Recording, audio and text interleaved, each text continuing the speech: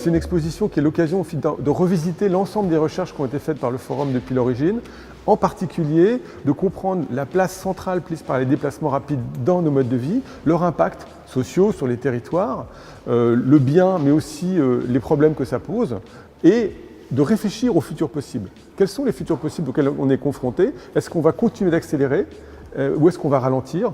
Est-ce que demain, on voudra et est-ce qu'on pourra se déplacer autant qu'aujourd'hui? Voilà, donc ça, c'est les questions qu'on aborde et d'une manière, je dirais, très pédagogique, grâce au mélange d'art et de science. La manière dont on travaille fait qu'on couvre l'ensemble du champ des déplacements, pas simplement ceux liés au chemin de fer, et leur impact sur les modes de vie, sur l'environnement, et on réfléchit à des solutions du futur. Et en particulier, on réfléchit à un horizon lointain, on essaie de réfléchir à 30, 40, 50 ans. Voilà. Et donc, au fond, je crois que c'est ça aujourd'hui qui est d'intérêt pour la SNCF, c'est la possibilité d'accéder à une réflexion qui s'intéresse à des futurs possibles, à des futurs qui ne sont pas prédéterminés.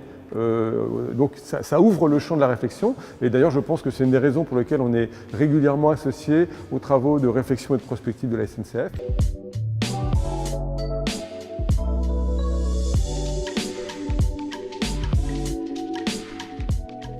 Alors le Forum du Mobile, en fait, c'est un institut de recherche et d'échange sur la mobilité qui a été créé par SNCF en 2011.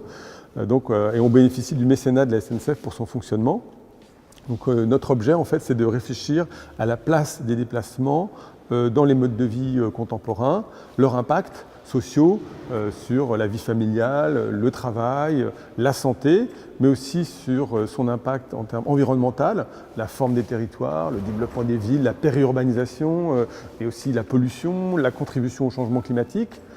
Nous interrogeons l'injonction à se déplacer de plus en plus souvent, de plus en plus loin, et nous réfléchissons à des solutions pour des mobilités, des modes de vie mobiles, à la fois plus désirés, mais aussi qui répondent mieux aux enjeux environnementaux.